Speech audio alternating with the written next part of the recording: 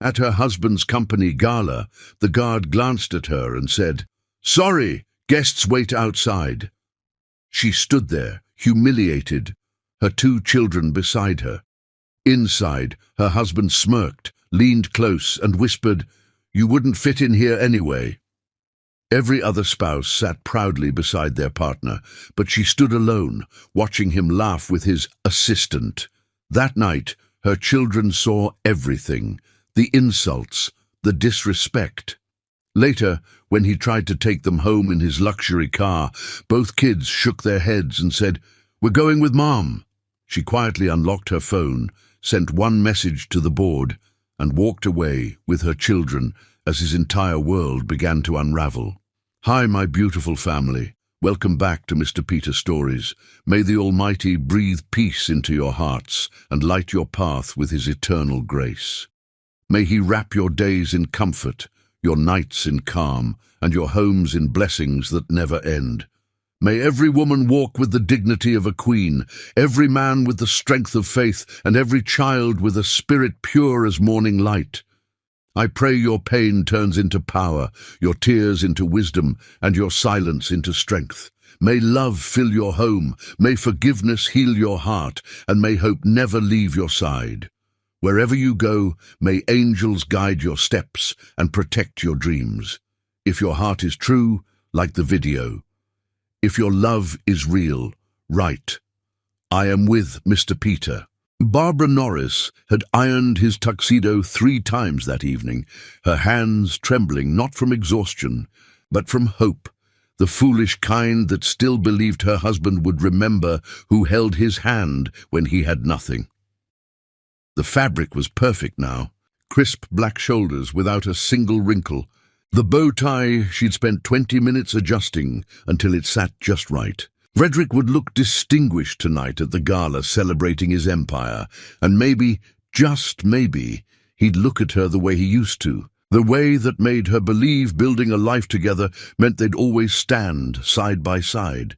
She'd sewn her own dress for the occasion, navy blue, modest but elegant, with small pearl buttons down the back that Precious had helped her fasten earlier. Her daughter's small fingers had worked each button through its loop while whispering, "Mama, you look like a queen."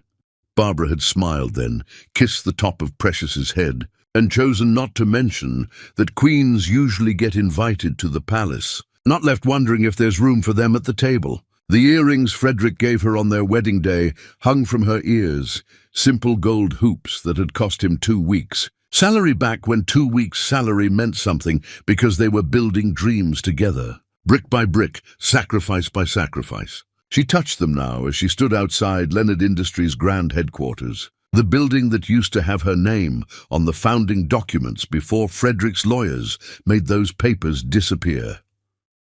The entrance glowed with warm light and cold sophistication. Women in designer gowns she'd seen in magazines glided through the doors on the arms of men in tailored suits. Laughter spilled out into the night air, the kind of laughter that comes easy when you've never had to choose between paying the electric bill and buying your children new shoes. Barbara smoothed her dress one final time and walked toward the entrance. The security guard was tall, broad-shouldered, wearing an expression that suggested he took his job very seriously. His eyes swept over Barbara, cataloguing her modest dress, her simple jewelry, her face he didn't recognize from the executive floors. "Service entrance is around back," he said, not unkindly, just matter-of-factly. "Catering staff needs to check in with the coordinator first." Barbara's breath caught. I'm Barbara Leonard." Frederick Leonard's wife. The guard's expression didn't change. He consulted his clipboard, running his finger down a list of names. "I don't see you here, Mum. Are you sure you're on the guest list?" "And I'm his wife," Barbara repeated, hating how small her voice sounded. "I don't need to be on a list. I'm family." "Everyone needs to be on the list tonight, ma'am. Company policy for security purposes." He pulled out a radio. "Let me call up to the event coordinator, see if we can sort this out." Barbara stood there as the guard spoke into his radio. As other guests walked past her without a second glance, as the cold night air bit through her dress, She waited for 20 minutes while the guard made calls and checked lists and apologized with increasing discomfort that there seemed to be some kind of mistake. Finally, someone from inside confirmed her identity, and the guard stepped aside with an embarrassed nod. "My apologies, Mrs. Leonard, you can go in."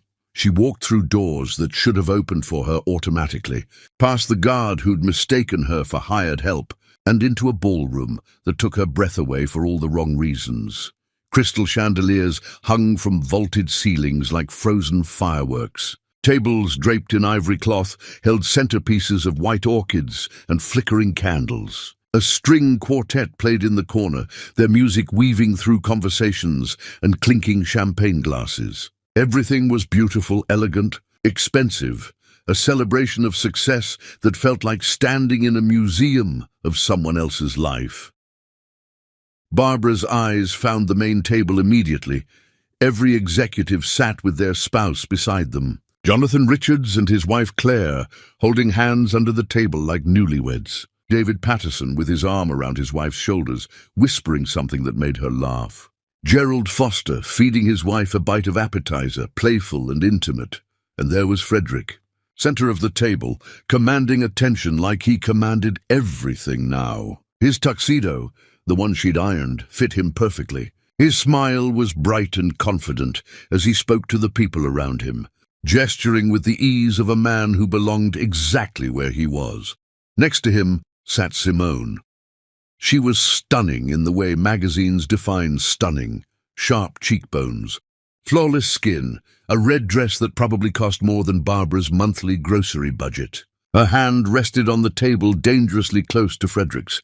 She leaned in when he spoke, laughed at his words before anyone else caught the joke, touched his arm with a familiarity that made Barbara's stomach twist, and Frederick's hand, Barbara saw it now, rested on the small of Simone's. Back, casual, comfortable, the way he used to touch. Barbara, when they walked together, when being close to her felt natural as breathing. Barbara's chair was gone.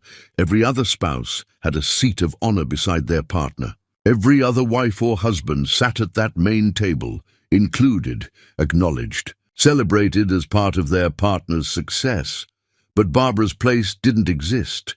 She stood there, navy dress and gold hoops, invisible in a room full of people who'd forgotten she was the reason Frederick Leonard had started with anything at all.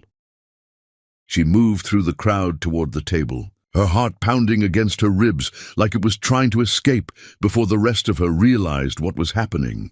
Frederick looked up, saw her approaching, and something crossed his face that was worse than anger, worse than annoyance.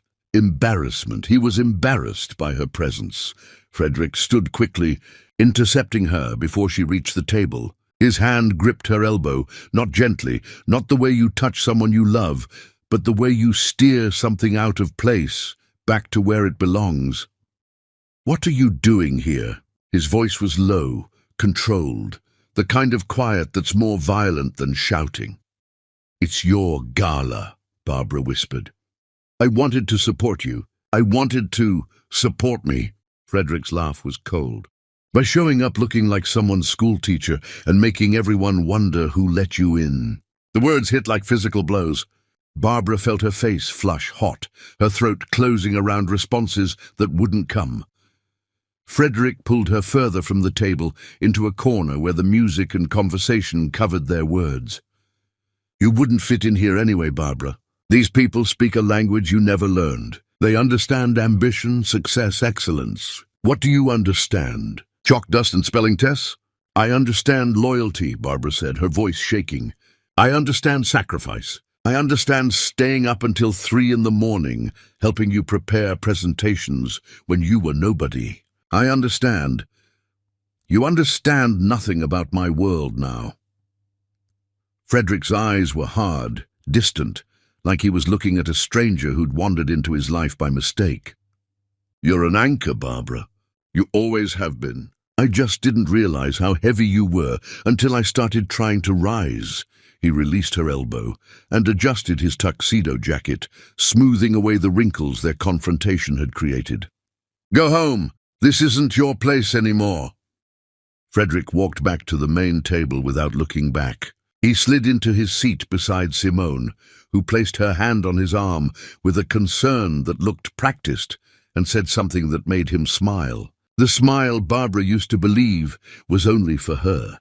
Barbara stood in that corner, in her hand-sewn dress, wearing earrings that had meant forever, and watched the man she'd built everything with laugh with a woman young enough to be their daughter. She watched every other couple at that table exist in partnership, while she existed in nothing.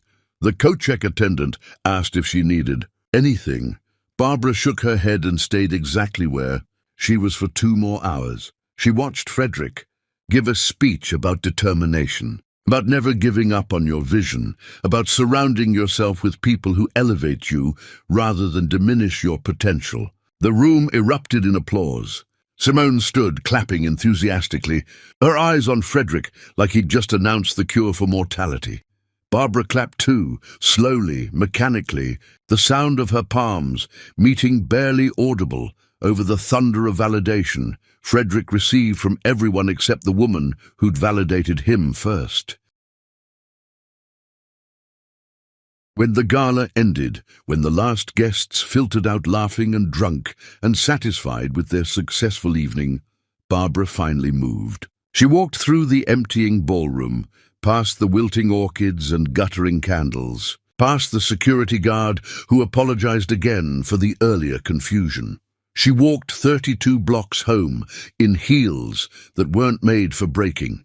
Each step carved blisters into her feet. Each block stretched longer than the last. The city lights blurred around her, buildings and street lamps and late-night restaurants full of people whose marriages weren't disintegrating in slow motion. She didn't cry. Crying required energy she didn't have, emotion she couldn't afford to spend. She just walked, heel strike after heel strike, putting distance between herself and the room where she'd been erased. The house was dark when she arrived. Elias and Precious were asleep, spared the knowledge of what their father had become. Barbara closed the door quietly behind her, removed her heels, and stood in the foyer of the home they'd built together. Photographs lined the hallway. Wedding pictures where Frederick looked at her like she was the only woman in the world. Baby pictures of Elias, then Precious, with both parents glowing with new parent exhaustion and joy. Family vacations to modest beaches where they'd laughed and played and existed as something whole. Barbara walked to the kitchen and sat at the table in the dark. She didn't turn on lights. She didn't make tea. She just sat there, navy dress rumpled now, gold hoops catching faint moonlight through the window, and understood with crystalline clarity that the man in those photographs had died somewhere along the way to success, and the man who'd replaced him didn't love her anymore, might never have, might have only loved what she could, give him until he didn't need her giving anymore. Barbara pulled off her earrings and set them on the table. She stared at them, simple gold circles that used to mean promise, and felt something shift inside her chest. Not breaking. Breaking implied violence, sudden rupture, pain that announces itself with volume. This was quieter. This was the sound of roots pulling free from soil. This was the feeling of chains she hadn't realized she wore finally loosening. This was the moment when a woman who'd spent years building someone else's dream realized she'd forgotten how to dream for herself. Barbara Norris didn't cry that night she planned. Chapter 2. The morning after. Silence. Frederick came home in the early hours before dawn, smelling like expensive whiskey and cheaper perfume. And Barbara was awake, sitting in the dark, waiting not for an apology, but for clarity. She heard his key in the lock, heard him stumble slightly as he entered, heard him curse under his breath when he knocked into the console table in the foyer. The sounds of a man who'd drunk enough to dull his edges, but not enough to forget he had a home to return to. Barbara sat at the kitchen table with papers spread before her, like evidence at a trial. Documents she'd found in Frederick's study while he was at the gala. Papers she'd never been allowed to see. Filed in drawers she'd never been permitted to open. sealed with passwords she'd cracked using her wedding anniversary, a date he apparently still remembered for security purposes, if nothing else. Transfer agreements. Revised ownership documents. Legal filings that removed her name from properties they'd purchased together, from accounts they'd opened as partners, from the company they'd built with shared sweat and her unacknowledged strategy. Everything systematically erased. Her contributions written out of history like she'd never existed. Like the years she'd worked 2 jobs while Frederick got his certifications meant nothing. Like the nights she'd reviewed his proposals and caught his errors and suggested the angles that won him. His first major clients had been fantasies she'd imagined. Frederick appeared in the kitchen doorway, his tuxedo jacket gone, his shirt untucked, his bow tie hanging loose around his neck like a noose he'd slipped. He saw her sitting there, saw the papers. His eyes flickered with something that might have been guilt if guilt lived in him anymore. "You went through my files." Not a question, not an apology, an accusation. "I went through our files," Barbara corrected, her voice steady despite the tremor in her hands. "Or what used to be our files before you decided partnership was a liability." Frederick moved to the refrigerator, pulled out a bottle of water, drank half of it in one long swallow. Buying time, calculating his response like he calculated everything now, measuring risk versus reward, truth versus convenience. "Those are complicated legal documents," he finally said. "You wouldn't understand the necessity. I wouldn't understand." Barbara's laugh was sharp. "I'm a teacher, Frederick, not an idiot. I understand perfectly. You've been removing me from everything we built together, transferring my shares, refinancing properties in only your name, establishing accounts I have no access to. You've been erasing me. I've been protecting my assets." Frederick set the water bottle down harder than necessary. "Building something significant requires difficult decisions, choices you can't comprehend because you've never operated at this level." This level. Barbara repeated the words like they were foreign, ridiculous. "You mean the level where you forget your wife exists? Where you leave her standing in a ballroom like unwanted furniture? Where you touch another woman the way you promised to only touch me?" Frederick's jaw tightened. "Simone is my executive assistant. She's professional, ambitious, necessary for the work I do. If you're threatened by competence, I'm threatened by betrayal." Barbara stood, the papers crackling as she gathered them. "I'm threatened by watching the man I married turn into someone who measures people's worth by their usefulness. Tell me, Frederick, when exactly did I stop being useful to you?" The question hung between them, heavy and unanswerable. Frederick's face hardened into the expression she'd come to know too well, the one that meant he was done pretending to care about her feelings, done managing her emotions like they were inconvenient obstacles to his peace. "You want honesty?" His voice dropped to something cruel. "Fine, you stopped being useful when you stopped evolving. When you were content teaching other people's children instead of understanding the world I was building. When you chose comfort over growth. You're stagnant, Barbara. You've been stagnant for years, and I've been dragging you along out of obligation." Obligation. The word tasted like poison. "Is that what our marriage became? An obligation you're eager to dissolve?" "Our marriage became a performance," Frederick said, each word precise as surgery. "Something I maintained for appearance. But you can't even do that right anymore. You showed up tonight looking like a substitute teacher at a Fortune 500 gala. You embarrassed me. You embarrassed yourself. And you exposed exactly why you don't belong in the life I've created." Barbara absorbed the blows, each sentence landing with the weight of finality. This wasn't anger speaking. This wasn't the temporary cruelty of a man who drunk too much and would apologize in the morning. This was truth he'd been holding back, venom he'd stored up, the real feelings he'd hidden under the performance of marriage. She looked at the man standing in their kitchen, wearing the tuxedo she'd ironed, speaking words designed to wound, and she didn't recognize a single part of him. "When did loving you become my biggest mistake?" Barbara asked softly. Frederick met her eyes without flinching. "The day you thought being my wife made you my equal." The silence that followed was absolute. Somewhere upstairs, A floorboard creaked. Neither of them looked up. Neither of them realized that Elias was standing at the top of the stairs in his pajamas, his hand gripping the banister, his face frozen in the expression of a boy watching his father destroy his mother. And in her bedroom, Precious pressed her ear against the door, her young heart breaking in ways that wouldn't heal clean, listening to her father dismantle the woman who'd given him everything. Barbara carefully stacked the papers into a neat pile. Her hands didn't shake anymore. Her voice didn't waver when she spoke. "You think you built this empire alone," she said. "You think your success came from your brilliance, your ambition, your singular vision. But every presentation I edited, every connection I helped you make through my teaching colleagues whose spouses became your clients, every night I held this family together while you chased your dreams. That was me building too. I was the foundation you stood on, Frederick. And you're too arrogant to see that foundations don't crumble when you abandon them.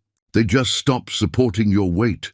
Frederick scoffed. "Poetic. Did you rehearse that while you were snooping through my files?" "No," Barbara said.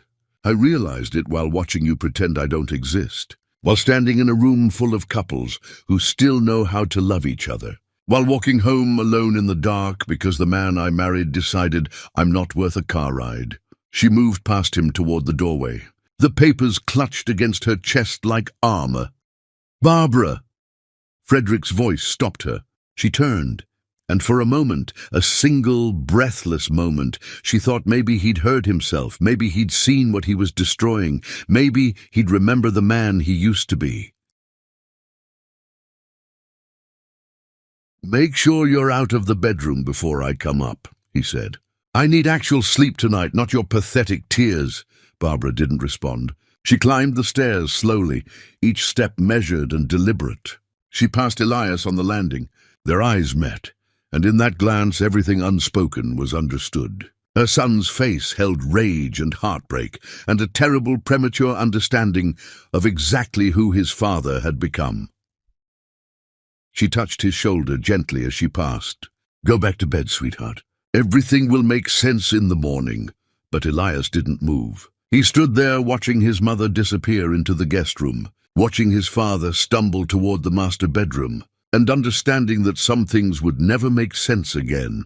In her room, Precious lay in bed with her eyes open, staring at the ceiling where glow-in-the-dark stars spelled out constellations her father had helped her place there years ago, back when he remembered she existed, back when family meant something more than obligation. She heard her mother close the guest room door, heard her father slam the master bedroom door, heard the house settle into the kind of quiet that follows destruction. And Precious Rosefield Leonard made a decision in that moment, though she wouldn't articulate it for days yet. If she ever had to choose between her parents, between comfort and love, between the palace and the woman who'd built it, she already knew which side she'd stand on. Barbara didn't sleep that night. She sat on the guest room bed with the financial papers spread around her like pieces of a puzzle she'd finally solved. She looked at her wedding photo on the nightstand, young Barbara and young Frederick, smiling like the world was theirs to conquer together. She picked up the frame and stared at it for a long time. Then she opened the nightstand drawer, placed the photo face down inside and closed it. When dawn finally came, painting the guest room in shades of grey and gold, Barbara Norris stood and walked to the closet. She pulled out a suitcase she hadn't used in years, set it on the bed, and began folding clothes with the precision of someone who had already left in her heart. This was the morning everything changed.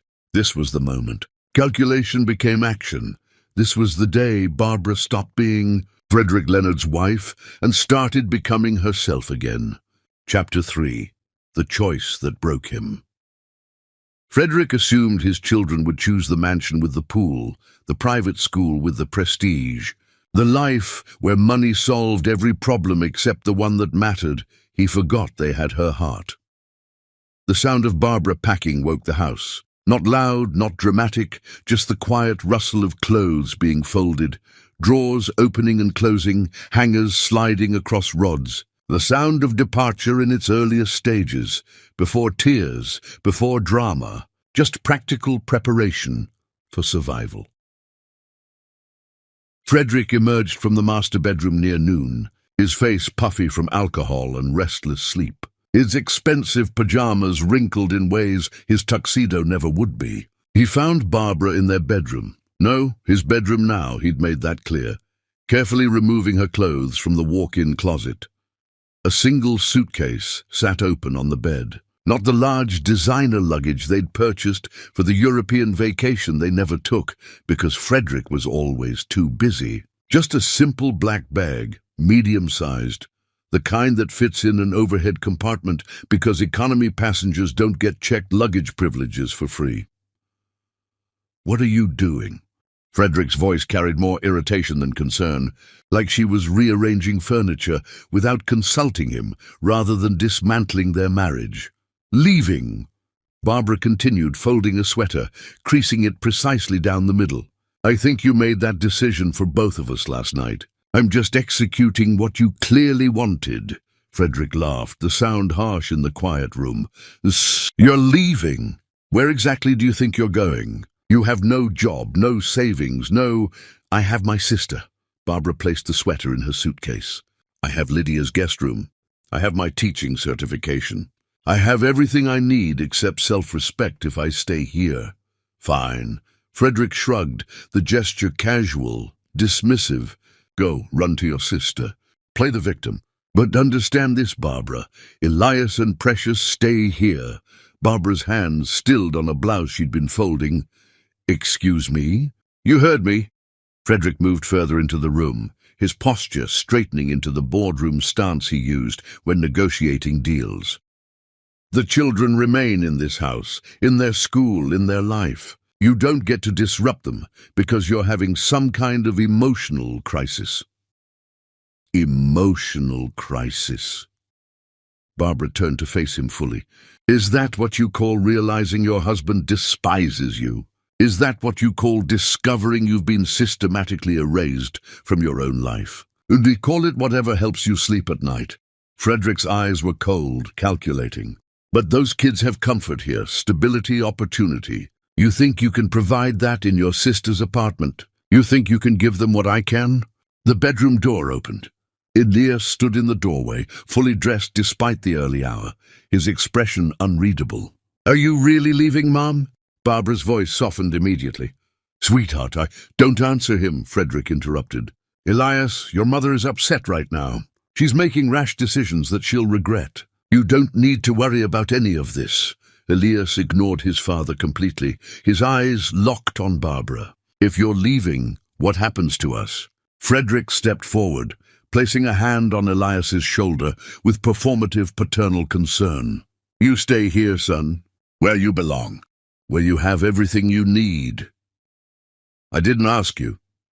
Elias shrugged off his father's hand with a deliberateness that made Frederick's jaw tighten. "I asked Mom." Barbara moved toward her son, kneeling slightly so they were eye level. "You don't have to choose, Elias. You don't have to decide anything right now. I will always be your mother, always love you, no matter where any of us live." "That's a cop-out answer," Elias said, but his voice wasn't angry. It was searching, trying to understand the rules of a game that shouldn't exist. "You're either taking us with you or you're not. Which is it?" Frederick interjected before Barbara could respond. "She's not taking you anywhere. You're old enough to understand that this house, your school, your future, all of that costs money your mother doesn't have. I can give you opportunities she can't, college funds, connections, the kind of life that opens doors instead of begging at them." Opportunities. Elias repeated the word like it tasted rotten. "Is that what you call what you did to Mom last night? An opportunity for her to know exactly how little she means to you?" Frederick's face flushed. "You don't understand adult relationships." "I understand enough." Elias's voice shook, not with fear, but with fury carefully controlled. "I understand you humiliated her. I understand you've been lying to all of us. I understand that everything you taught me about being a man, about integrity and respect and keeping your word, you don't believe any of it. You just said it because it sounded good. Elias, Frederick reached for his son again. Don't touch me. The words came out sharp, final. You taught me that a man's worth isn't measured by what he owns. That character matters more than comfort. That family comes first, always. Were those lies? Was everything you said just garbage you performed until you got rich enough to stop pretending? The room fell silent except for the sound of Frederick's breathing, heavy and defensive. Your father is under a lot of pressure, Barbara tried to mediate, even now, even after everything. Running everything, managing people, the stress. Stop defending him, Mom. Elias turned to her, his eyes fierce. He doesn't defend you. He doesn't protect you. He threw you away like trash in front of people who probably don't even remember your name. Why are you still making excuses for him? Barbara had no answer. Her son, barely old enough to drive, had just articulated the question she'd avoided for years. The bedroom door opened wider. Precious stood there in her school uniform, her backpack already on her shoulders, her hair in the neat braids Barbara had taught her to do herself. She looked so small in the doorway, so young, but her eyes held something ancient and knowing. Are we leaving, Mama? Her voice was quiet, certain. Like the answer was already decided. Precious, honey, you don't have to, Barbara started. We're not going anywhere. Frederick cut in, his voice hardening. Precious, you love this house. You love your room, your friends, your dance classes. Your mother can't give you any of that. She can't give you anything but struggle. Precious walked into the room, her small feet making almost no sound on the plush carpet Frederick had custom-installed last year. She stood between her parents, looking up at her father with eyes that held heartbreak, too mature for someone so young. You didn't come to my last dance recital. Daddy! Frederick blinked, caught off guard by the sudden shift. I had a meeting, sweetheart. I explained. You didn't come to the one before that either, Precious continued, her voice steady. Or to my school play, or to parent-teacher conferences. Mama comes to everything. Mama knows my teacher's name. Mama knows what I'm learning, who my friends are, what makes me scared at night. You don't know any of that. You just know that dance classes cost money, and you're the one who pays for them. Precious, that's not fair. You said Mama embarrassed you last night, Precious interrupted.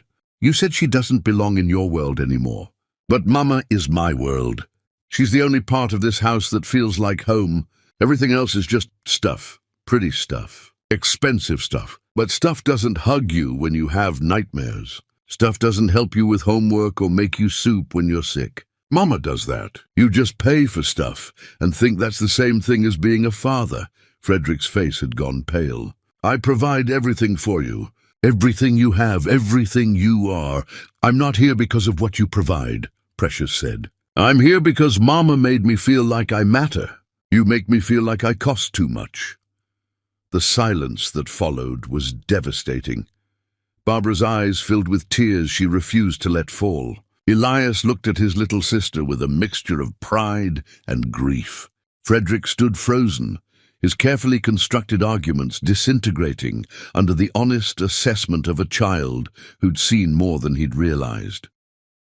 Frederick's voice, when he finally spoke, came out desperate, grasping. I can buy you a car, Elias, when you turn 17. Any car you want. And Precious, that trip to Europe you wanted? We'll go next summer. We'll tour Paris, London, Rome, whatever you want. You can't buy what you already broke, Daddy. Precious's voice cracked on the word daddy, like even saying it hurt now. Frederick turned to Barbara, his expression shifting to something harder, more vicious. This is your fault. You turned them against me. You poisoned them. I didn't have to poison anyone, Barbara said quietly. You did this yourself. With every missed dinner, every broken promise, every time you chose work over showing up. I didn't turn them against you, Frederick. I just caught them when you let them fall. Elias moved to stand beside his mother. The symbolism wasn't subtle. His choice made physical, his body positioning itself on her side of an invisible line drawn down the center of the room. I'm going with Mom, he said, wherever she goes. Whatever that looks like. Frederick's voice rose, control slipping. You're a minor. You don't get to make that decision. Legally, I can...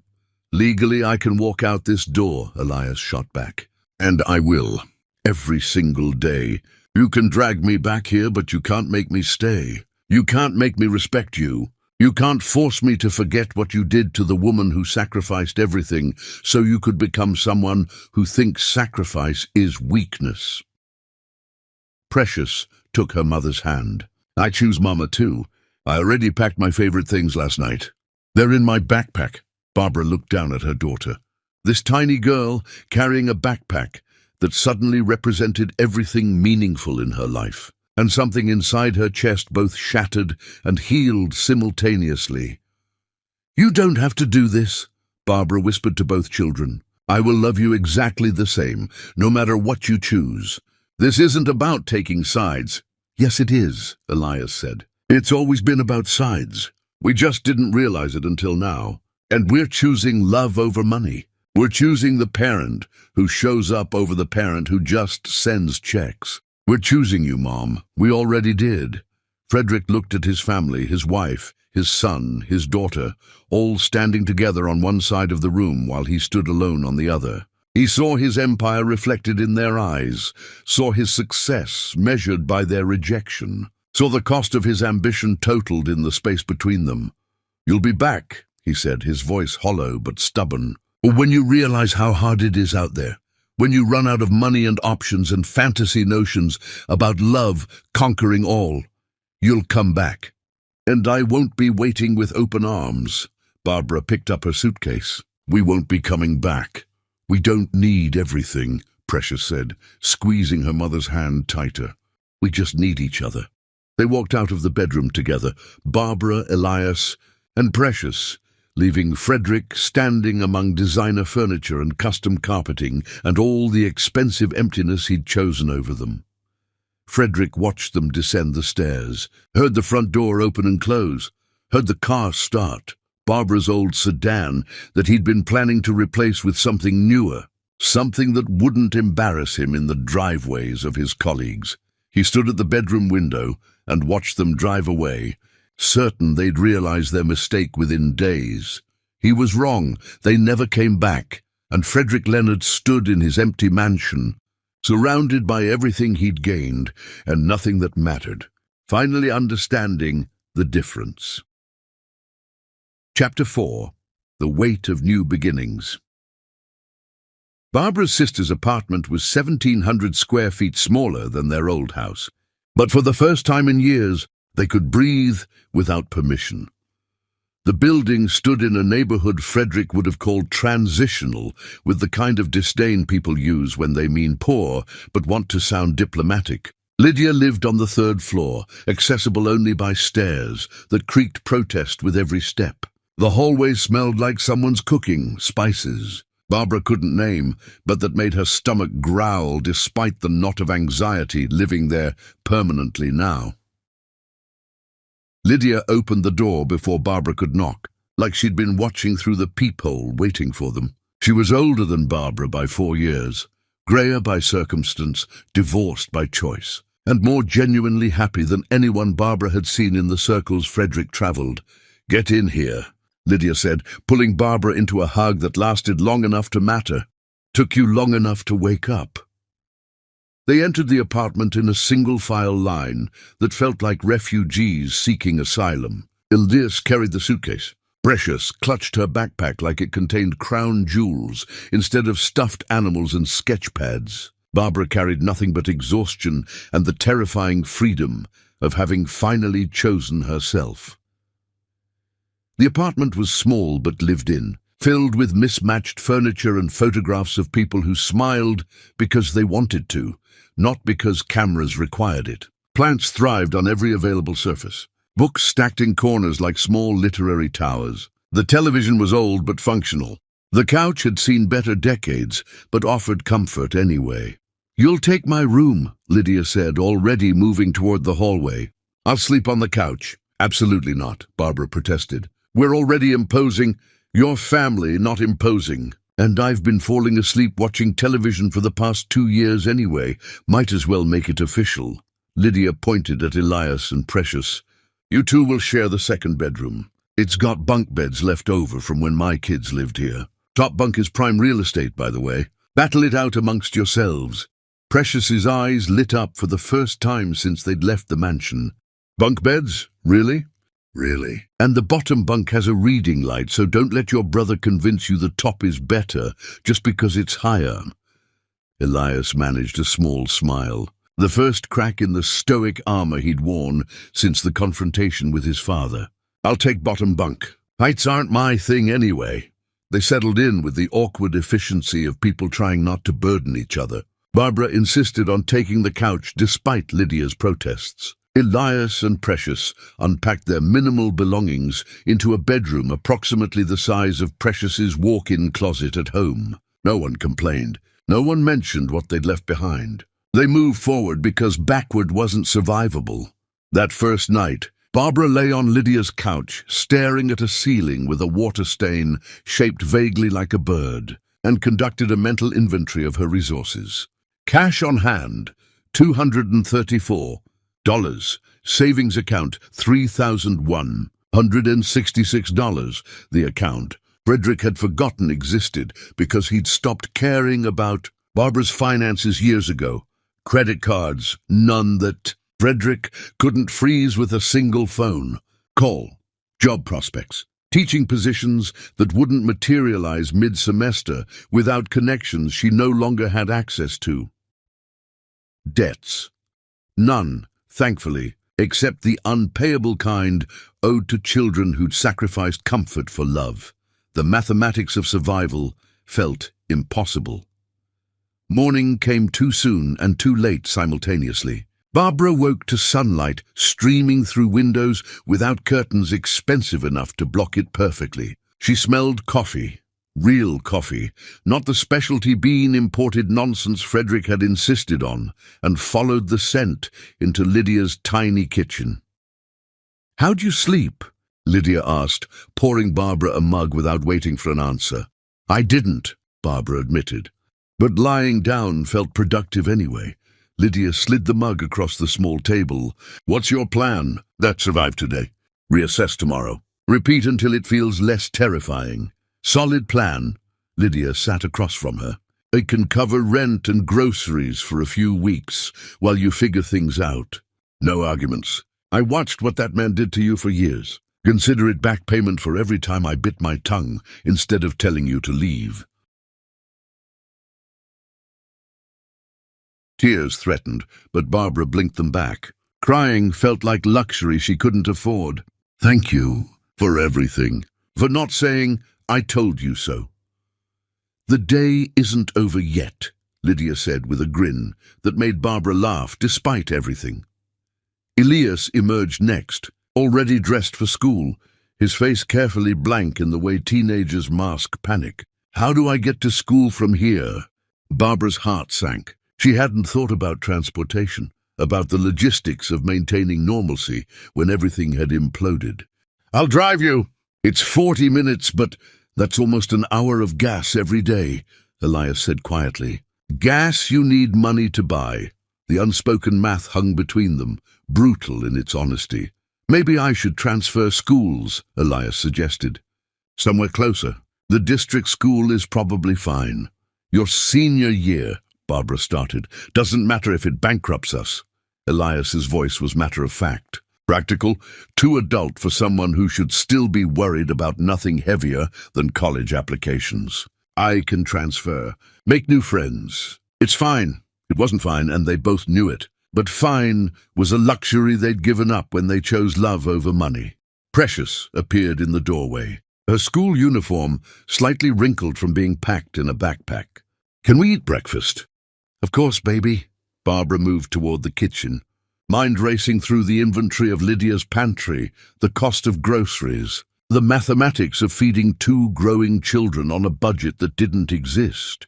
They ate cereal, generic brand, perfectly adequate, around Lydia's small table, and Barbara watched her children adapt in real time to a life without abundance. Elias took a normal-sized portion instead of his usual overflowing bowl. Precious didn't complain about the lack of fresh fruit. They existed in the gap between old life and new reality, with a grace that broke Barbara's heart, even as it filled her with pride. After breakfast, Barbara drove the children to school in her old sedan that rattled slightly at high speeds and needed an oil change she couldn't afford yet. The silence in the car was heavy with unspoken questions. How long will this last? Did we make the right choice? Will we be okay? Barbara couldn't answer any of them honestly. She dropped Precious at her school first, watching her daughter walk toward the building with her head high despite wearing yesterday's uniform. Then Elias, who squeezed her shoulder before exiting the car, a gesture of comfort flowing the wrong direction. Child reassuring parent when it should be the other way around. Alone in the car, Barbara sat in the parking lot and allowed herself exactly 3 minutes to panic. 3 minutes to feel the weight of responsibility crushing her chest, to calculate impossible math, to wonder if she'd destroyed her children's lives by prioritizing dignity over stability. 3 minutes. Then she dried her eyes, pulled out of the parking lot, and drove to the community center she'd passed on the way to Lydia's apartment. The building was old but maintained, painted cheerful yellow with a garden out front that someone actually tended. A bulletin board near the entrance displayed flyers for various programs: ESL classes, job training, youth sports, senior activities, and one small notice at the bottom: volunteer tutors needed for after-school program. Contact director inside. Barbara stepped inside. The director was a woman named Constance, who looked tired in the way people who care too much always do. She explained the program in air quotes Barbara could hear. 5 kids whose parents worked late hours. No structure, no curriculum, just a basement room where they waited until pickup. I can help, Barbara said. I'm a teacher, elementary and middle grades. I have my certification, references. You want to volunteer? Constance looked suspicious, like generosity was a scam she hadn't identified yet. I need to work, Barbara corrected. But I understand there might not be budget for paid positions right now. So I'll volunteer until there is. I need somewhere to be. Something to do that matters. Constance studied her for a long moment. You running from something? Yes, Barbara answered honestly. But I'm running towards something too. I just don't know what it looks like yet. Okay. Constance stood, extending her hand. Monday through Friday, 3 to 6. Bring whatever you need for teaching. We'll provide space. Can't promise much else. Barbara shook her hand, feeling purpose solidify for the first time since leaving the mansion. Space is enough. For now, space is everything. She returned to Lydia's apartment and spent the afternoon creating lesson plans with borrowed paper and pens she'd saved from her old teaching days. She organized activities, planned reading strategies, sketched out schedules. She built structure from nothing because structure was all she knew how to build anymore. When Elias and Precious came home from school, Barbara was sitting at the kitchen table, surrounded by her planning materials. What's all this? Precious asked, climbing into the chair beside her mother. I found a job, sort of. Tutoring at the community center. It doesn't pay yet, but it's something. Something is good, Elias said, dropping his backpack by the door. Better than nothing. I talked to the school office, Elias continued, about work-study programs. There's a grocery store near here that hires students. They'll work around my schedule. Elias, you don't have to. Yes, I do, he interrupted gently. We're a team now, Mom. Teams support each other. That's what you taught me. Precious pulled out her sketch pad. And I can help Aunt Lydia with her baking on weekends. She said I'm good at decorating cupcakes. Barbara looked at her children, these remarkable humans who'd chosen struggle alongside her instead of comfort without her, and understood that wealth had nothing to do with bank accounts. We're going to be okay, she said, believing it for the first time. We already are, Precious said simply, returning to her drawing. That night, they ate dinner Lydia had cooked. Simple pasta, sauce from a jar, bread from the discount bakery, and laughed about stupid things that didn't matter. They played board games with missing pieces. They watched television on a screen small enough to actually require sitting close together. They existed in cramped quarters without space to escape each other. and discovered that proximity wasn't punishment when you actually loved the people you were close to. Barbara tucked Precious into the bottom bunk, kissed her forehead, and listened to her daughter whisper, "I miss my room sometimes, but I don't miss the house. Does that make sense?" "No, perfect sense, baby. Buildings aren't homes. People are." Later, lying on Lydia's couch in the dark, Barbara heard her phone buzz. A text from Frederick's lawyer. Legal papers would arrive soon regarding custody arrangements, asset division, official dissolution of marriage. She deleted it without responding. Tomorrow, she'd worry about lawyers and papers and the brutal formality of ending what was already dead. Tonight, she'd sleep on her sister's couch knowing her children were safe, fed, and learning that love without luxury was still love, maybe even the purest kind. Barbara closed her eyes and dreamed of classrooms filled with children who needed her, of building something from nothing, of foundations that held steady because they were built on purpose instead of pride. Outside, the neighborhood settled into its evening rhythms, and somewhere across town, Frederick sat in his empty mansion, wondering when his family would realize their mistake and come home. They never would. But he wouldn't understand that until much, much later. Chapter 5. Roots Deeper Than Riches. Barbara learned that empire building looks different when you're not trying to conquer. It looks like 8-year-old hands finally learning to read, like mothers crying grateful tears, like building something that can't collapse because it's held up by love. The community center's basement room smelled like old carpet and possibility. 5 children sat on metal folding chairs when Barbara arrived for her first day, their faces carrying the particular exhaustion of kids who've been parked somewhere to wait, while adults handle adult things. They ranged in age from 7 to 13, unified only by circumstance. Parents who worked evening shifts, grandparents who couldn't manage the energy, older siblings who'd aged out of caring. These were the leftover children, the ones who fell through gaps in systems designed for families that looked different than theirs. Barbara set down the box of supplies she'd assembled from dollar store finds and library donations, workbooks, pencils, construction paper, crayons that had seen better days but still made color. Small treasures that became significant when you understood their scarcity. "Hi, everyone. I'm Mrs. Norris. I'll be spending afternoons with you from now on." The oldest boy, name tag reading Jerome, slouched deeper in his chair. "Another volunteer who'll quit in a week. Cool." "Maybe," Barbara acknowledged, refusing to promise what she couldn't guarantee. "Or maybe I'll still be here when you graduate high school. Either way, today we're here together.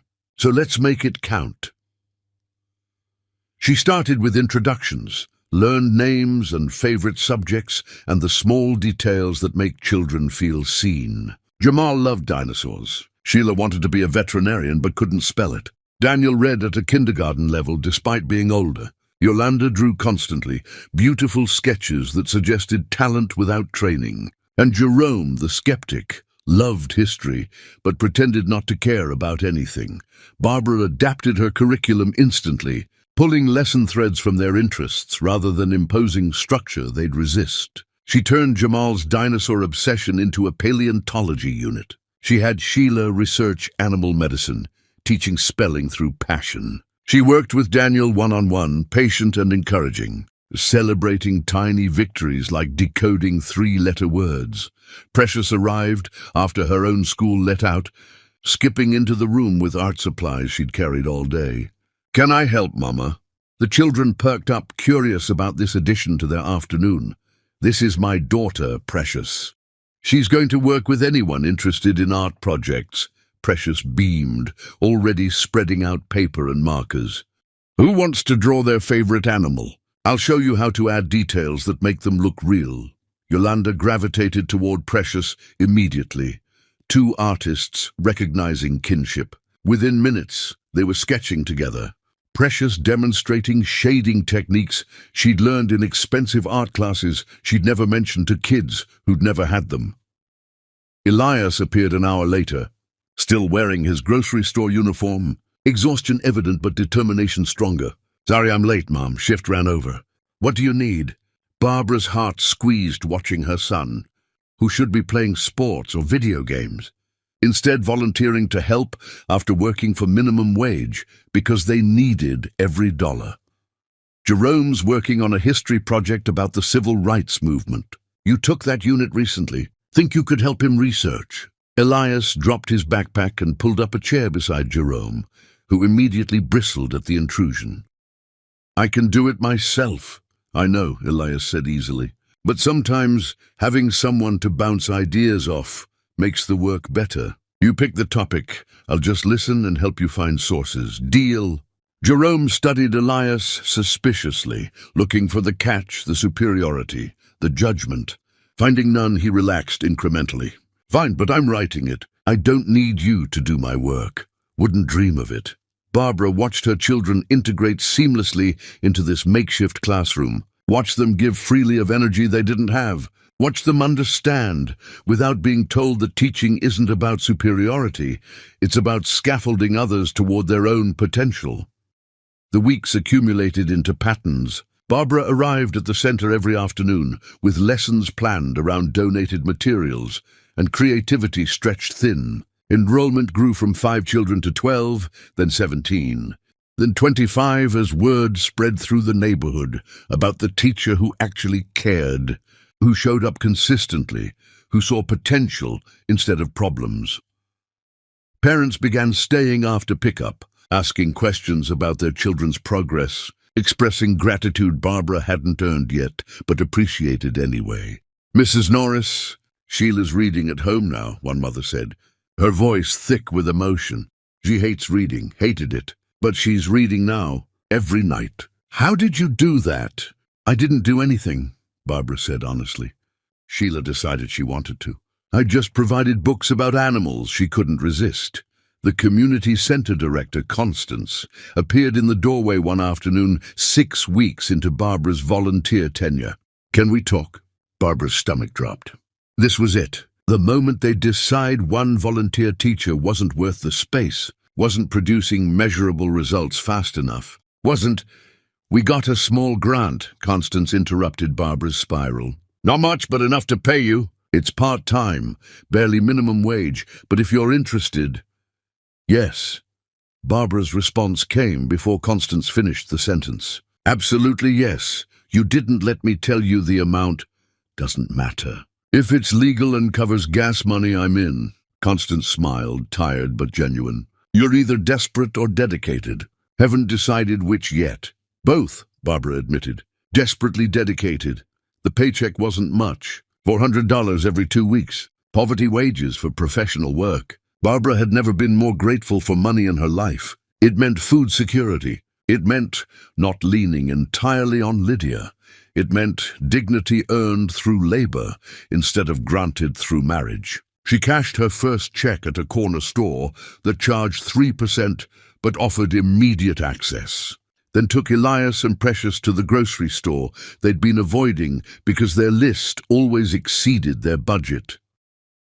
Get actual food, Barbara said, steering them toward produce instead of bargain aisles. Nothing we don't need, but nothing we do need that we're skipping. They shopped like it was treasure hunting. Elias comparing unit prices with calculator focus. Precious selecting vegetables and asking how to prepare them. Barbara allowing herself the luxury of meat that wasn't marked down for quick sale. At checkout, the total came to $67. Barbara had expected panic. Instead, she felt pride, honest money, honestly earned, feeding people she honestly loved. They loaded groceries into Barbara's car, the old sedan that rattled but ran, that embarrassed nobody because it represented transportation instead of status. Elias arranged bags carefully in the trunk, ensuring nothing would shift during the drive. Precious claimed the front seat, already chattering about dinner plans. Barbara started the engine, pulled out of the parking lot, and felt something shift inside her chest. Not healing. Healing took longer than weeks, but the beginning of understanding that poverty with purpose felt richer than wealth without meaning. They drove through the neighborhood as evening fell, streetlights flickering on, people walking home from work or sitting on stoops watching the world pass. This wasn't the neighborhood Frederick would have chosen. These weren't the views he'd have valued. But these were the streets where Barbara was building something that couldn't be purchased. Community, contribution, the quiet knowledge that she mattered because she made others feel like they mattered. "Mom," Elias said from the back seat, "there's smoke coming from the car hood." Barbara's heart sank. She pulled over immediately, killed the engine, and got out to investigate. Steam, not smoke, rising from the radiator like accusatory judgment. She popped the hood, stared at machinery she didn't understand, and felt the familiar weight of problems without solutions. Engine overheating. A voice came from the sidewalk. Barbara turned. An older man stood near a garage, wiping his hands on a rag, his face weathered but kind. "I think so. I don't really know much about cars." The man approached, glanced under the hood, and made a considering sound. "Radiator fluid's low. Probably a leak somewhere. You got far to go?" "Just a few blocks. Let it cool down 15 minutes, then drive straight there. Don't turn the engine off until you're parked. Bring it to my shop tomorrow, right here, and I'll take a look." "Name's Walter." "I can't really afford—" Barbara started. Walter waved her off. "Didn't ask if you could. Asked if you wanted it fixed. Everything costs something, but prices vary. We'll figure it out." Gratitude threatened tears Barbara refused to shed in front of strangers. "Thank you. I'll come by tomorrow." They waited the 15 minutes sitting on a nearby bus bench, Precious asking questions about engines and Barbara admitting she didn't have answers. When they finally drove the last few blocks to Lydia's apartment, the car shuddered but survived. Inside, Lydia had dinner started, rice and beans, simple and filling. They unloaded groceries, and Barbara contributed fresh vegetables to add to the meal, protein to make it substantial, fruit for dessert because children deserved sweetness sometimes. They ate together around the small table that barely fit 4 people, but somehow accommodated them perfectly. They talked about their days, Elias's co-worker drama at the grocery store, Precious's improving art skills, Barbara's expanding tutoring program, Lydia's successful weekend at the farmer's market selling baked goods. After dinner, Precious helped with dishes, while Elias tackled homework at the table. Barbara sat with Lydia on the couch, exhausted but content in ways exhaustion from Frederick's life never allowed. "Your car making that noise again?" Lydia asked. "Radiator. Found a mechanic who might not completely bankrupt me. Walter. Good guy, honest, he'll charge you fair." Lydia paused. "You're doing good, you know. Building something real. Something that'll last because it's built right." Barbara nodded, not trusting her voice. That night, lying on the couch in the dark, Barbara thought about the article she'd read that afternoon. A small piece in the local paper about the community center's expanded programming, mentioning her by name. Barbara Norris brings dedicated teaching experience to underserved youth. It was tiny, insignificant to anyone who measured success by square footage and salary. But to Barbara, seeing her name attached to work that mattered, to contribution that helped rather than merely impressed, felt like the first true recognition she'd received in years. She'd taped that article to Lydia's refrigerator, not from pride, but as proof that starting over was possible. That significance came from service, that empires built on love instead of ego had foundations nothing could shake. Across town, Frederick sat in his mansion reading the same article. He'd found it accidentally while searching for something else, seen Barbara's name, read about her community work, and felt something he refused to name as regret. He crumpled the paper, threw it toward the recycling bin, missed, left it on the floor, where hired cleaners would find it the next day. He poured whiskey into crystal glasses and told himself his ex-wife's small achievements meant nothing, affected nothing, threatened nothing. He was lying to himself, but he'd become excellent at that. Meanwhile, Barbara slept soundly on her sister's couch, dreaming of classrooms and children and the quiet satisfaction of work that actually mattered, completely unaware that the man she'd left behind was beginning the slow process of unraveling. Some collapses happen suddenly.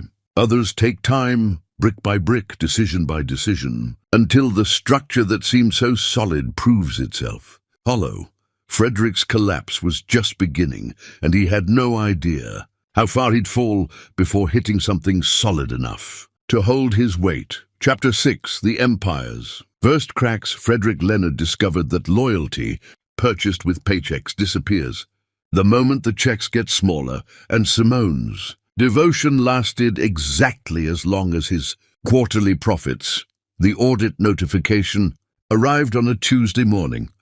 Clinical and bureaucratic in its language, routine financial review, standard procedure. Please provide documentation for accounts, ending in various numbers that Frederick didn't immediately recognize, because he'd delegated those details to people he'd trusted to handle them, people like Simone. She'd been handling his financial oversight for some time, managing accounts with access he'd granted because she was competent, beautiful, and told him what he wanted to hear. She worked late hours Frederick mistook for dedication. She accompanied him to dinners he called networking, and she probably called something else. She'd filled spaces Barbara had vacated, both professionally and in the dangerous territory of implications neither of them had made explicit. Frederick called her into his office. The notice spread on his desk like evidence of something he hadn't yet understood. "Did you know about this audit?" He kept his voice casual, not yet suspicious, just seeking information. Simone's expression remained perfectly neutral. "Audits are standard. Nothing to worry about. I'm sure everything will check out fine. These account numbers," Frederick pointed at the list. "What are these for specifically?" "Client trust accounts, operational reserves, standard holdings. I can pull the documentation if you'd like to review it." "Do that," Frederick said. "By end of day, I want everything organized before they start digging." Simone nodded, left his office with the same confidence she always carried, and Frederick thought nothing more of it until the auditor arrived the following week and started asking questions. Nobody could answer because the answers had apparently left the building. The auditor was a woman named Patricia who wore sensible shoes and an expression that suggested she'd seen every financial trick humans had invented and wasn't impressed by any of them. She set up in Frederick's conference room with boxes of files Simone had provided, and within 4 hours, Patricia's expression had shifted from neutral to concerned. "Mr. Leonard, can you explain these transfer patterns?" She showed him spreadsheets with highlighted rows, numbers that should have stayed in one column, but had apparently taken detours through several others before disappearing entirely. Frederick stared at numbers that meant nothing, following trails that led nowhere. "What am I looking at?" Money leaving your client trust accounts in increments just below reporting thresholds, routing through intermediate accounts, then disappearing into what looks like personal holdings that don't match your declared assets. That's impossible. Those accounts are strictly managed. Only my financial director has access to authorize those kinds of transfers." Frederick stopped mid-sentence, the realization hitting him like physical force. Simone had access.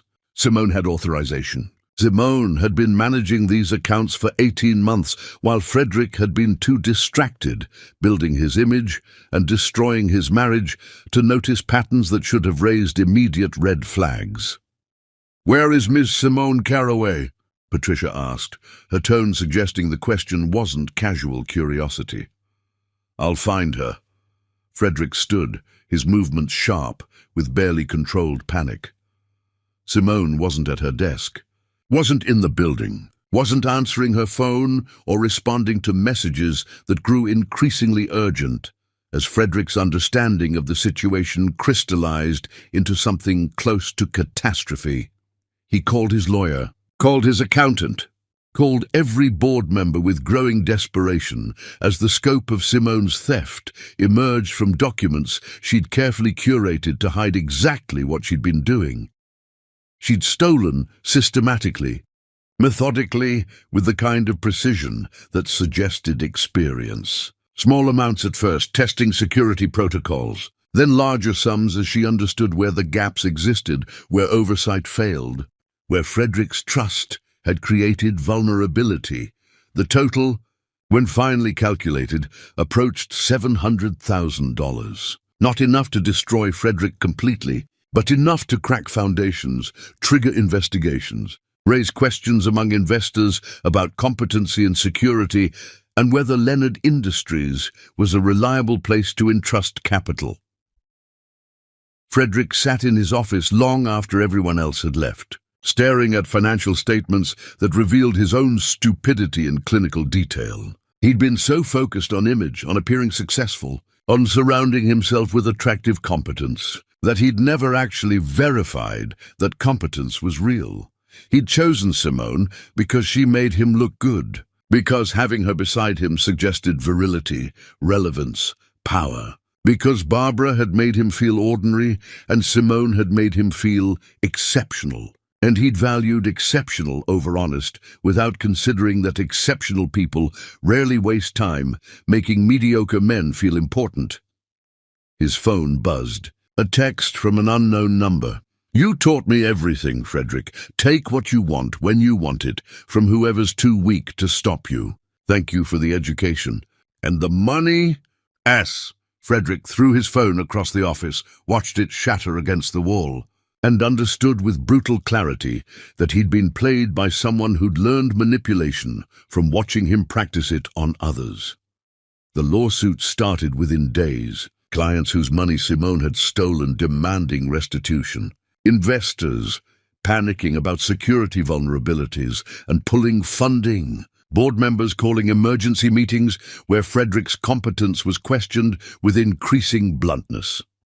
Jonathan Richards, who'd been Frederick's friend before becoming his colleague, spoke with careful diplomacy that barely masked contempt. "We need to discuss contingency plans if this situation escalates. The board is concerned about leadership stability." "I'm handling it," Frederick insisted, his voice carrying defensiveness he couldn't quite suppress. Simone acted alone.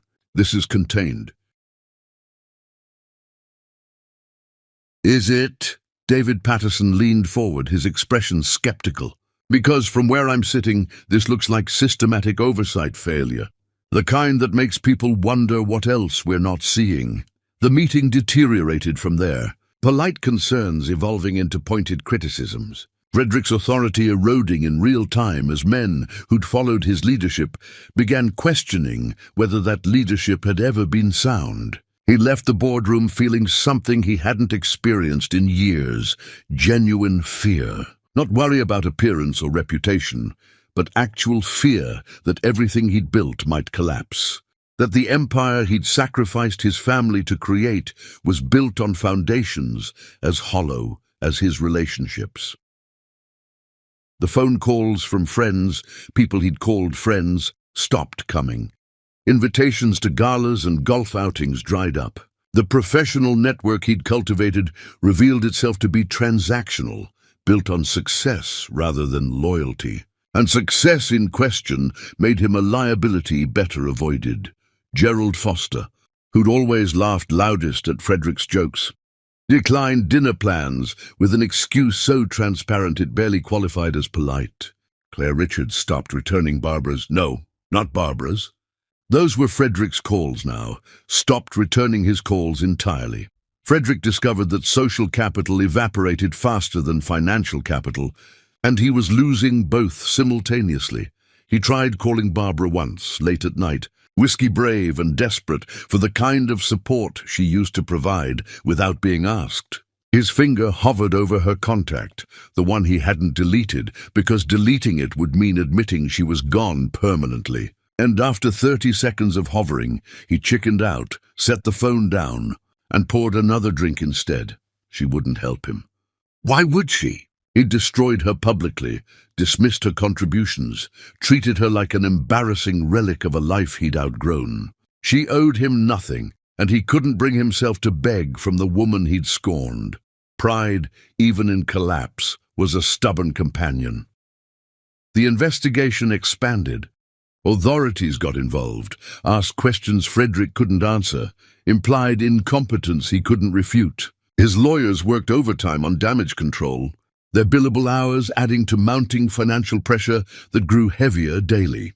Frederick's sleep became fractured, broken by anxiety and the particular insomnia that comes from understanding you're drowning without knowing how to swim. He'd wake at 3 a.m. in a cold sweat, mind racing through scenarios of complete financial ruin, professional disgrace, the total collapse of everything he'd sacrificed his family to build.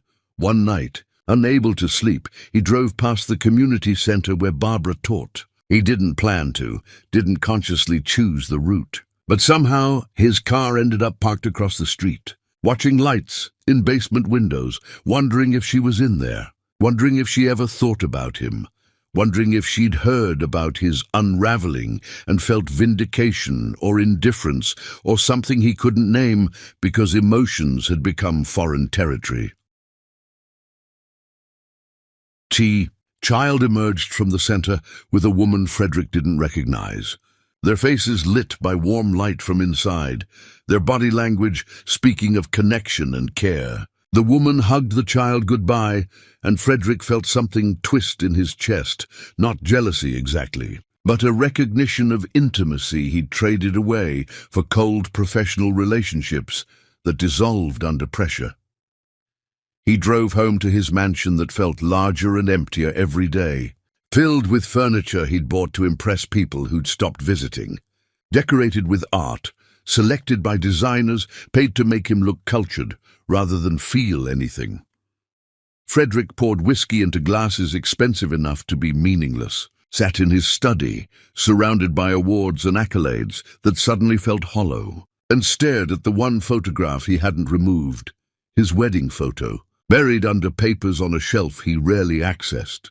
Young Barbara smiled at young Frederick in that picture, both of them glowing with hopes neither had realized would curdle into resentment and regret. He looked at that photo, at the man he'd been before ambition had transformed him into someone capable of cruelty disguised as success, and wondered when exactly he'd decided that becoming impressive mattered more than remaining decent. The answer was obvious, even if he couldn't quite articulate it. The moment he'd realized he could, power hadn't corrupted him suddenly. It had revealed who he was when no one could stop him, when consequences seemed abstract, when the people who loved him could be dismissed because they loved him without conditions he needed to meet. Frederick set the photo face down on his desk, unable to look at it anymore, unable to face the man he'd been or the man he'd become. Outside, the city continued its evening routines, people living lives that didn't revolve around his crisis. And somewhere across town, Barbara was probably reading, Precious a bedtime story, or helping Elias with homework, or existing in the quiet contentment of a life built on love instead of leverage. Frederick drank until the whiskey numbed his thoughts, until sleep became possible, even if rest remained elusive, and understood with devastating clarity that he was facing the consequences of choices he'd made deliberately, enthusiastically, without considering that all bills eventually come due. The empire he'd built was cracking, and he had no idea how to stop the fractures from spreading. But collapse, like growth, follows its own timeline, and Frederick's fall had only just begun. Chapter 7. Parallel Worlds. By the time Rosefield Learning Center celebrated its 3rd anniversary with 180 students, a waiting list, and a city commendation, Frederick Leonard was celebrating nothing. He was drowning in a silence so loud it screamed his failures. Barbara stood in front of Rosefield's renovated building, transformed from abandoned warehouse into functional educational space through grant funding and community belief. The sign above the entrance read, Rosefield Academy, where every child matters. And Barbara felt pride that can't be purchased, only earned through daily dedication. The anniversary celebration filled the space with students, parents, and teachers. Children performed songs from music classes that hadn't existed before. Elias, now confident and honorable, greeted families at the entrance. He'd enrolled in community college, studying education policy, and worked part-time at Rosefield coordinating programs. Precious led tours of the art studio she'd helped design, demonstrating leadership that came from service rather than dominance. Barbara moved through the celebration, accepting congratulations with grace, deflecting praise to her team and community. She'd been featured on local television, interviewed about community-driven education models. A reporter approached.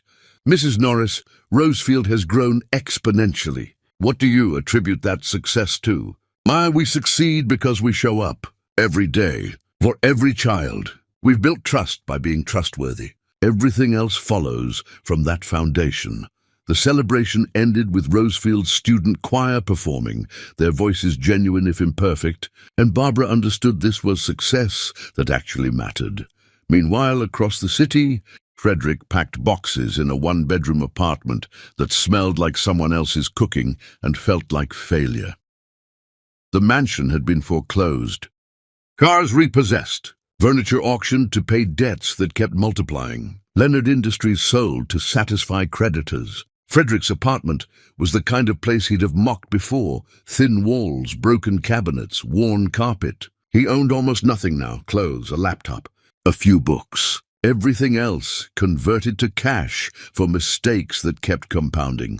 He worked in a cubicle at a consulting firm that hired him because they paid poorly enough that desperation outweighed dignity. His boss was younger, smarter, and treated him with courtesy that barely masked contempt.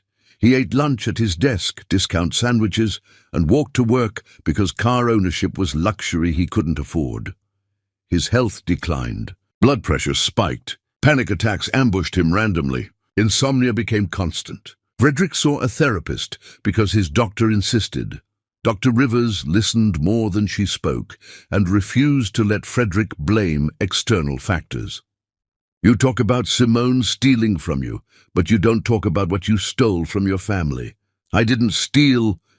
You took their time and gave back absence. You took their support and returned criticism. That's theft. Mr. Leonard, you stole years they'll never get back and convinced yourself that providing financially meant you didn't owe them emotionally."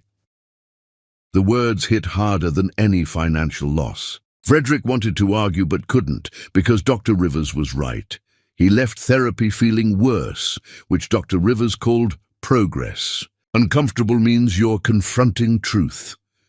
Frederick drove past Rosefield Academy one night, maybe intentionally, maybe not. The building glowed with evening activity. He parked across the street, watching Barbara move past windows. She looked content, settled, purposeful. She laughed at something, threw her head back in genuine amusement, and Frederick felt jealousy so sharp it hurt.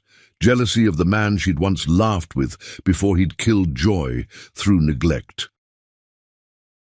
Elias appeared beside Barbara, then Precious carrying artwork. They were a family without him, complete, thriving, unburdened by his absence, possibly improved by it. He'd been surgically removed like cancer, and they'd healed.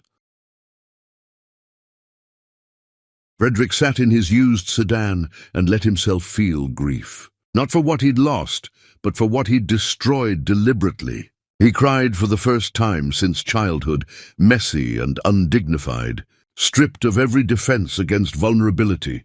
When tears stopped, he wiped his eyes with his sleeve, no pocket square, just a shirt worn too many times between washings.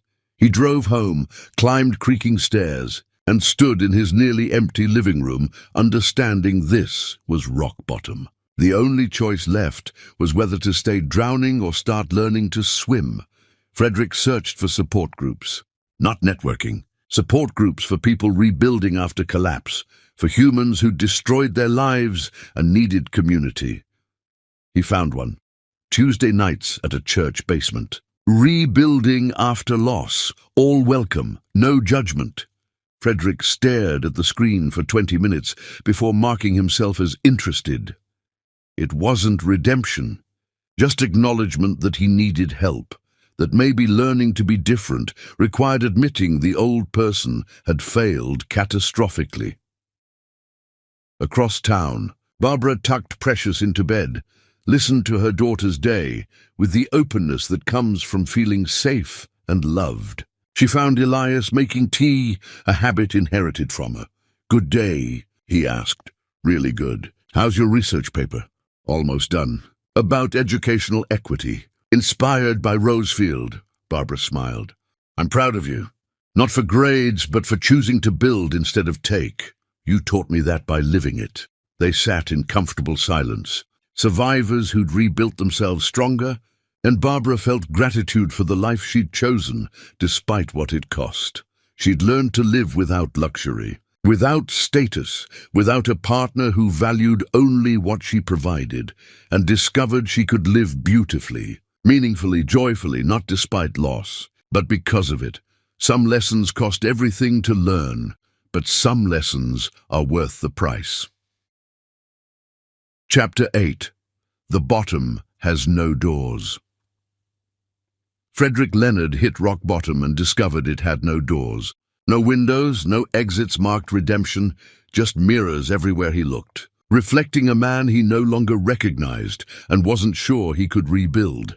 The church basement smelled like old coffee and honest desperation. 12 folding chairs in a circle, each occupied by someone who'd learned pride, comes before falls nobody photographs. Men mostly, a few women, all wearing expressions, suggesting they'd rather be anywhere else but had run out of elsewheres.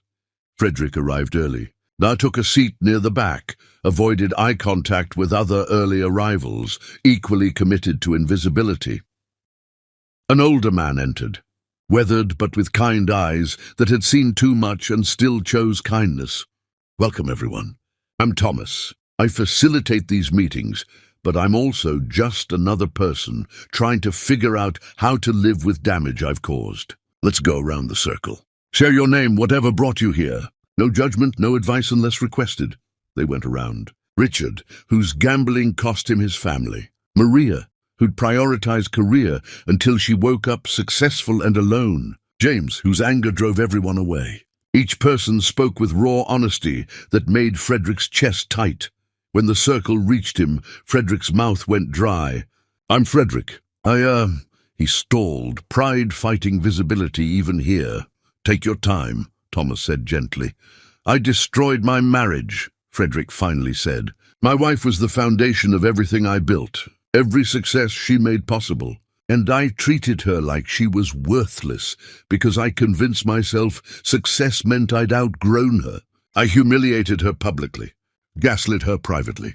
My kids went with her, which they should have, because I was a terrible father and worse husband. I told myself providing money meant I didn't owe them time or respect." The group listened without interrupting, giving Frederick space to speak things he'd never articulated. Now everything's gone. The business collapsed. My friends disappeared. I lost everything I thought defined me. And the worst part is I deserve all of it. Every consequence. Because I chose this. I chose ego over love, image over integrity, and destroyed people who'd done nothing except believe in me. Thomas spoke first. "Thank you for that honesty, Frederick. That takes courage." Richard nodded. "The hardest part is living with what you did when you can't undo it." "Do they know you're trying to change?" Maria asked. Frederick shook his head. "No, and they shouldn't have to know. They've moved on. I don't have any right to intrude. Change isn't about earning forgiveness," James said. "It's about becoming someone different, regardless of whether anyone witnesses it." Frederick attended every Tuesday meeting after that. Showed up even when he didn't want to, especially then. Because showing up when difficult was how you built different habits. He started journaling, letters to Barbara, Elias and Precious he never sent but needed to write. Apologies that couldn't fix anything but articulated understanding of what he'd broken. "Dear Barbara," he wrote one night. "I don't know if you think about me anymore. You probably don't. Why would you? But I think about you constantly. About the woman who worked 2 jobs so I could finish my certifications. About nights you helped me prepare presentations because you believed in me. About how I repaid your faith by deciding you were beneath me. I wish I could tell you I've changed. But change measured in months means nothing against damage measured in years. I'm trying.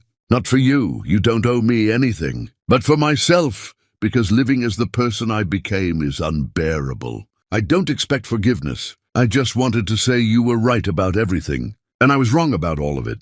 Frederick, he folded the letter, tucked it into his journal, knowing he'd never send it because sending would force Barbara to process feelings she'd probably moved past. Therapy with Dr. Rivers became spaces where Frederick confronted inherited patterns.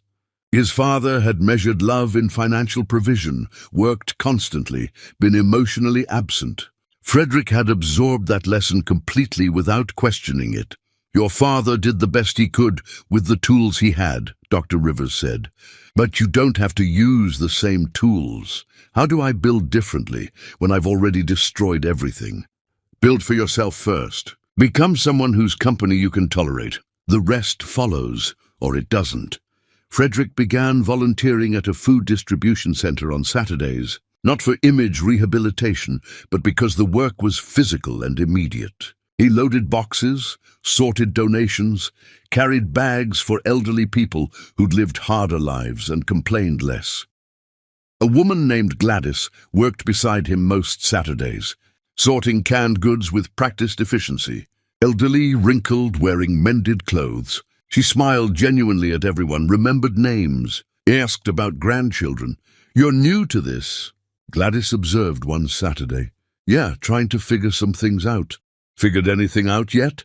Frederick considered lying, but something about Gladys made dishonesty impossible. "Just that I wasted a lot of years being someone I shouldn't have been." "Well," Gladys said, handing him another box, "at least you figured it out while you still got years left to be someone different. Some folks never get that far." Her words stuck with Frederick longer than therapy insights. Maybe transformation wasn't dramatic change, but incremental shifts, daily choices to be marginally better. Understanding consistency mattered more than intensity.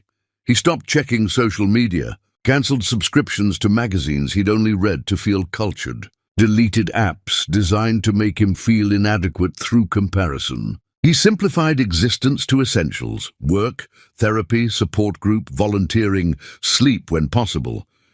His apartment remained sparse by choice now. He didn't accumulate possessions because they no longer felt like proof of worth. He owned what he needed, and discovered simplicity created space for thoughts instead of distractions. One evening, walking home, Frederick saw a flyer, Rosefield Academy Open House, community welcome.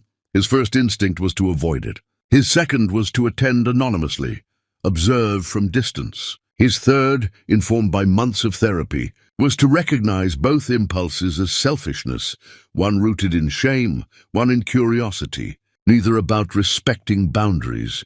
He didn't go to the open house. Instead, he wrote another unsent letter. "Dear Elias and Precious, I saw there's an open house at your school.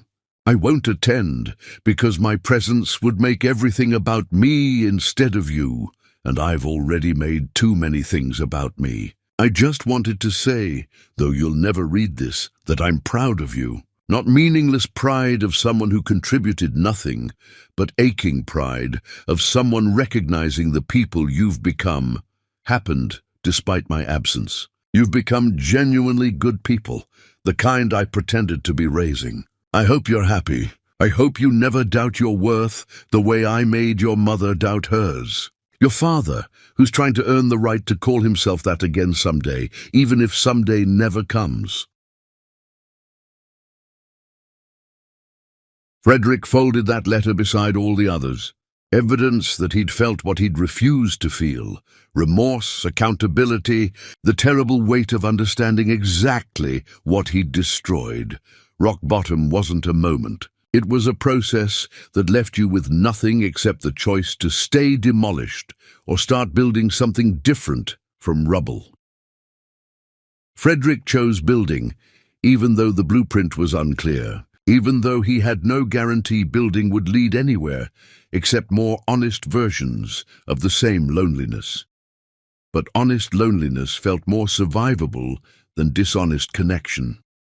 So he survived. One Tuesday meeting at a time, one therapy session at a time, one Saturday morning at a time, accumulating days where he didn't actively make things worse, and calling that progress because progress was all he had left to measure. Chapter 9. The Distance That Defines. 18 months after Barbara walked out of his life, Frederick Leonard had rebuilt nothing material, owned nothing impressive, and mattered to no one outside his support group, and for the first time in his entire existence, he understood that anonymity might be the truest measure of freedom. Seasons changed without fanfare in Frederick's small world. He marked time by therapy appointments and support group meetings rather than quarterly reports. He'd become unremarkable, just another middle-aged man riding the bus to a job that paid enough to survive. Anonymous in crowds, forgotten in moments. His consulting firm promoted him slightly, not because he was exceptional, but because he showed up consistently. The raise was modest, enough to afford slightly better groceries and a winter coat that didn't leak cold. Frederick accepted the promotion with quiet gratitude rather than ego. He'd stopped stalking Barbara's world through social media, stopped measuring his worth against her achievements. The discipline required was significant. His fingers still itched to type her name during weak moments. His brain defaulted to wondering what she was doing. But he resisted, understanding that monitoring her life was another variation of control, another way of inserting himself into a story he'd written himself out of deliberately. His support group had become the closest thing Frederick had to community. These broken people meeting weekly, confessing failures and celebrating tiny victories, witnessing each other's attempts at transformation. They understood him in ways his professional network never had. Solidarity in damage created bonds stronger than shared success ever had. Thomas pulled Frederick aside after one meeting. "You've been coming for over a year now. How's the work going?" "Slow," Frederick admitted. "Most days I wake up ashamed of who I was. Some days I'm ashamed of who I still am." "That's called conscience," Thomas said. "Uncomfortable but necessary. The day shame stops motivating change, you've probably stopped trying. Do you think people can actually change? Fundamentally change? Or do we just become better at hiding who we really are?" Thomas considered the question seriously. "I think we're always who we are at our core. But that core can expand to include new ways of being if we're willing to do the work. You're not going to stop being Frederick Leonard, but you can become a version who learned from mistakes instead of repeating them. Whether that constitutes fundamental change, does the distinction matter if the outcome is you're less harmful?" The question lingered with Frederick long after the meeting ended. He volunteered additional hours at the food distribution center. Gladys had become something like a friend, if friendship could exist between two people who only knew each other through Saturday morning service. "You've got somewhere to be for the holidays?" Gladys asked one December morning. "Not really. Just me and a quiet apartment." Gladys studied him. "That's loneliness talking. You know you're welcome to join community dinner at the church. Always room for one more." Frederick felt something tighten in his chest, gratitude mixed with unworthiness. "Thank you. I'll think about it." He didn't attend, choosing solitude over imposing his presence on people whose warmth he didn't deserve. He spent the holiday alone, eating takeout, and allowed himself to feel the full weight of isolation he'd created through choices made deliberately. This was the life he'd built. Not the one he'd intended, but the one his actions had constructed. Owning that without flinching felt like the only honest thing left to do. Frederick saw the announcement by accident, a flyer on the bus advertising Rosefield Academy's Community Appreciation event. The invitation extended to everyone who supported our mission. He wasn't everyone who supported their mission. He was the person who'd tried to destroy the woman who'd created it. He had no business anywhere near that event. No right to occupy space in rooms celebrating achievements he'd actively worked against. Frederick folded the flyer, placed it in his pocket, and spent the next week deliberately not looking at it, not thinking about it, not fantasizing about showing up. He went to therapy instead. "I saw that there's an event at Barbara's school," he told Dr. Rivers. "My first instinct was to find a way to attend without being noticed. Watch my kids, see what Barbara's built. But I realized that showing up, even anonymously, would center me in their story again. They've built something that has nothing to do with me. Inserting myself even as an observer violates that separateness." Dr. Rivers nodded. "That's growth, Frederick. Recognizing that love sometimes looks like absence, that respecting boundaries matters more than satisfying curiosity." "It doesn't feel like growth," Frederick said bitterly. "It feels like punishment, like I'm condemned to wonder about them forever, to care about people who rightfully don't want me caring." "Maybe that's what accountability looks like," Dr. Rivers suggested gently. "Not punishment, but natural consequence. You damage people significantly. They remove themselves. You don't get to decide when or if they return. Your work is becoming someone who wouldn't damage them again if they did, knowing they probably won't." The truth carved itself into Frederick's consciousness. Uncomfortable and unavoidable, he didn't go to the appreciation event, didn't drive past the school. He stayed home, went to work, attended his support group, volunteered his Saturdays, and existed in the small circumference of a life he was slowly rebuilding. Richard from support group called him unexpectedly one evening.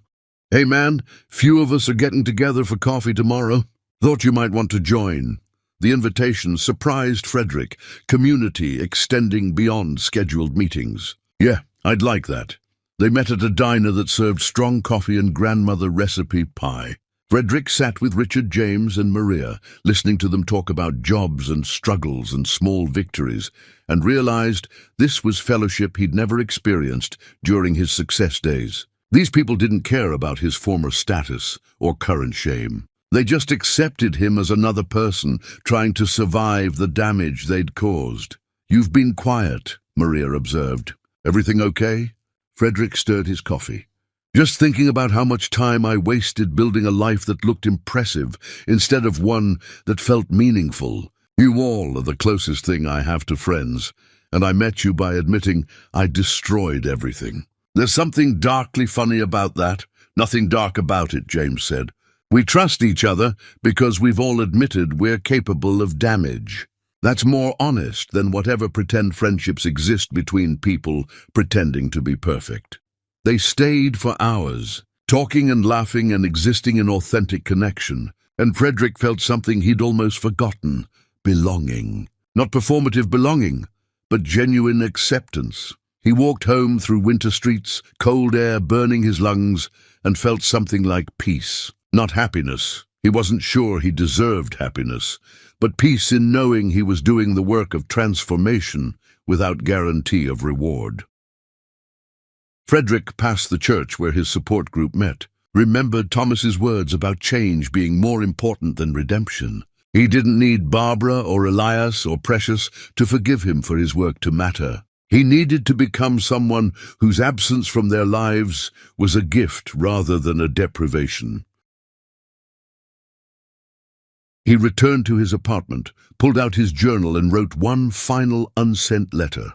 "I won't write any more after this, not because I don't think about you, I do constantly, but because these letters have become about me processing my guilt rather than genuinely caring about your well-being. You deserve better than being supporting characters in my redemption narrative. You deserve to exist completely separate from my journey. I hope you're happy. I hope you've forgotten me except as a cautionary tale. I hope your lives are so full of love and purpose that I'm nothing except an occasional memory of what to avoid becoming. Be happy, be free. That's my final wish, and then I'm letting go. Frederick." He closed the journal, placed it in a drawer, and meant it when he said he wouldn't write more. Some stories don't get neat endings.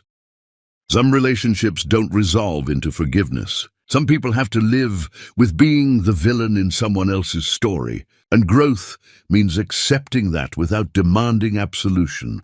Frederick was learning to live in that space, not heroically, just persistently, one difficult day after another. Becoming someone different, not because different guaranteed better outcomes, but because staying the same guaranteed continued harm.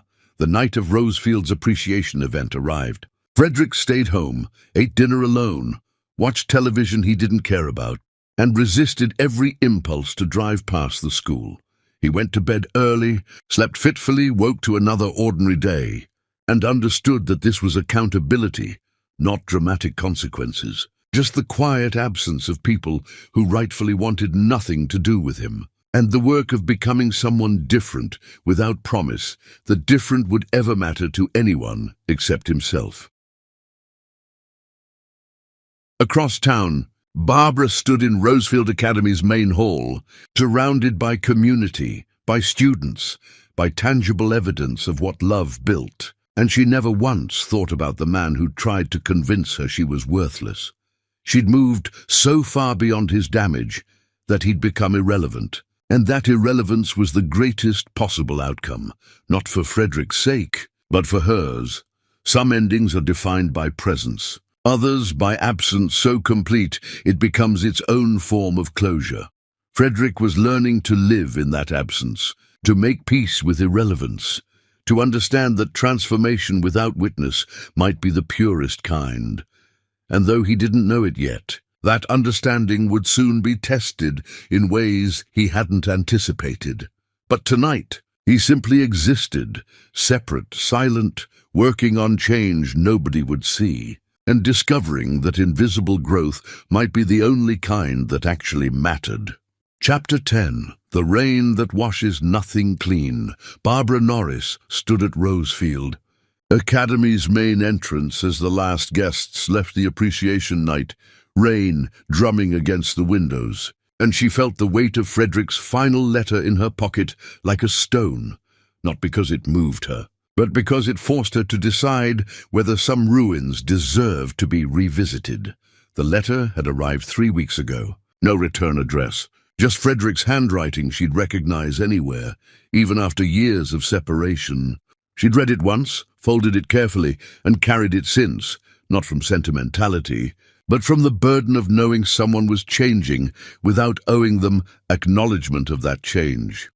"I won't write any more after this," the letter had said, and something about the finality had felt genuine in ways his previous apologies never had. Not asking for forgiveness, not demanding attention, just releasing her from the obligation of caring about his transformation, which paradoxically made her care just slightly, just enough to wonder if people actually changed or just learned better performances. The appreciation event had been beautiful. Students performed music they'd composed themselves. Parents spoke testimonials about children who discovered confidence through education.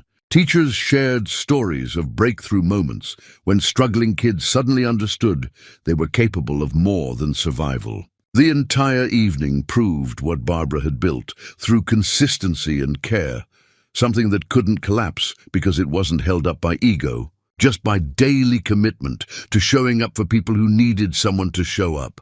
Elias and Precious helped clean up now, stacking chairs and collecting discarded programs. They moved with practiced efficiency, these remarkable humans who'd chosen love over luxury and built themselves into people Barbara would admire, even if they weren't hers. Elias had been accepted to graduate programs for education policy. Precious had scholarship offers for art and design. They were launching into lives they'd built despite Frederick's absence, not because of any contribution he'd made. Thunder cracked overhead, the kind that shakes buildings and reminds humans they're small. Rain intensified from steady to torrential, turning streets into rivers, creating weather that demanded staying inside until storms passed. Barbara glanced through the window and froze.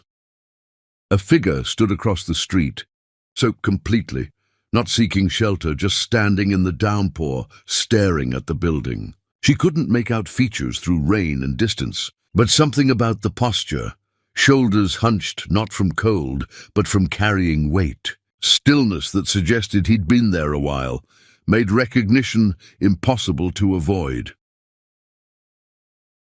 Frederick. Her first instinct was anger.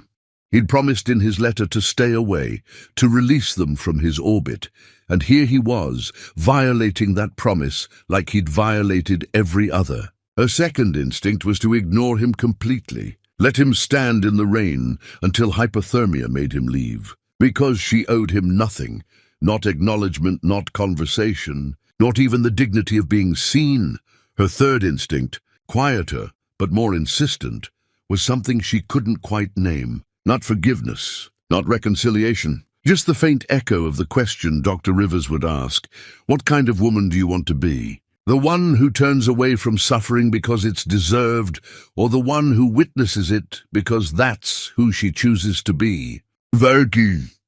Your father is outside, Barbara said quietly to Elias and Precious, her voice cutting through their clean-up rhythm. Both children froze. Precious moved to the window, saw the figure, and her expression hardened immediately. Why is he here? I don't know. Barbara studied her children's faces, reading anger and hurt, and the particular betrayal of someone breaking promises. You don't owe him anything. Not your time, not your presence, not even acknowledgement. But he's out there in the rain, and I need to decide what kind of person I am. Elias's jaw tightened. Witnessing doesn't mean welcoming him back. I know. If you go out there, Precious added, her voice small and fierce simultaneously, we're coming with you. We're not letting him hurt you again. Barbara felt her chest constrict with love for these protectors she'd raised, these children who'd become her shield. Then we go together. But we set the terms. We control the boundaries. He doesn't get to dictate anything anymore. They walked out into the rain, as a unit, Barbara flanked by Elias and Precious, a family forged through survival presenting a united front. The cold hit immediately, rain soaking through clothes within seconds, but none of them retreated. Frederick saw them coming. He didn't move closer, didn't speak first, just stood there shivering and smaller than Barbara remembered, like collapse had physically diminished him. They stopped 12 feet away. That distance feeling important, necessary. The space that said, we're listening, but you're not welcome closer. Rain pounded between them, creating sound that made intimacy impossible, which suited everyone perfectly. Barbara spoke first, her voice cutting through the storm. You sent a letter saying you wouldn't intrude anymore. Frederick nodded, water streaming down his face, impossible to distinguish from tears if tears were present. I know, I meant it when I wrote it. I wasn't planning to come here. I didn't, his voice broke. I just needed to see the building. See what you built. I wasn't going to make contact. I was just going to look and leave. But you stayed, Elias said, his tone accusatory. You stood here getting soaked instead of respecting the boundaries you claimed to understand. You're right. Frederick didn't defend himself, didn't argue. I should have left the moment I saw the lights on. Should have never come at all. I'm sorry. I'll go now. He turned to leave, but Barbara's voice stopped him. Wait.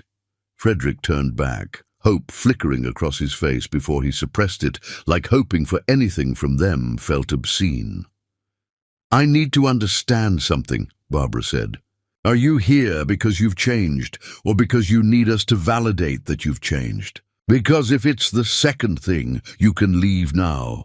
Frederick stood silent for a long moment, rain the only sound between them. When he finally spoke, his voice was barely audible over the storm. I thought I'd changed enough that seeing you happy wouldn't destroy me.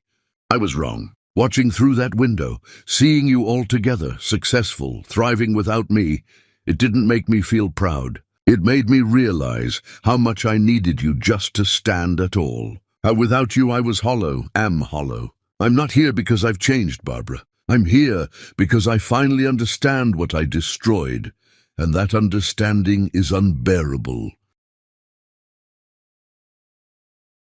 That's called consequence, Barbara said, her voice hard but not cruel. You built your palace on pride, Frederick. I built my world on love, and love never abandoned me even when you did. Especially when you did. Precious stepped forward slightly, rain plastering her hair to her face, her eyes holding wisdom beyond her years. Daddy, We don't forget what you did. Every day, we carry the memory of you telling Mama she wasn't good enough, of you choosing everything except us. But Mama taught us that people can grow if they choose to hurt less and love more. So I'll ask you directly, have you chosen that? Or are you just sad about losing things you took for granted? The question hung in the rain-soaked air, brutal in its honesty. Frederick looked at his daughter, this child he'd tried to bribe with European vacations, who'd chosen her mother over his money, and his face crumpled with genuine anguish. I don't know if I've changed enough to matter. I know I'm different than I was. I know I see what I did clearly now. How I weaponized your mother's love, how I taught you that worth came from wealth. I know I was monstrous in ways I called success. But knowing and changing, those aren't the same thing. And I don't expect you to witness my attempts or validate my effort. I'll spend whatever time I have left trying to become someone worthy of being in the same room as your respect. Not your love, not your forgiveness, just your respect. Even though I know I'll probably never earn it. Elias spoke then, his voice colder than Precious's. You don't get to decide when you've earned it. We do. And right now, standing in the rain making dramatic speeches that feels performative. Dad, like you're trying to emotional leverage us into saying you're forgiven so you can stop feeling guilty. You're right, Frederick said immediately. You're absolutely right. This is selfish. My presence here is selfish. Everything I do is still somehow about me, even when I'm trying to make it about you. I don't know how to be better than that yet. I'm trying and failing, and I'm sorry for failing in front of you again. Thunder crashed overhead, lightning illuminating their faces in stark white flashes that made the moment feel biblical, consequential, like nature itself was bearing witness.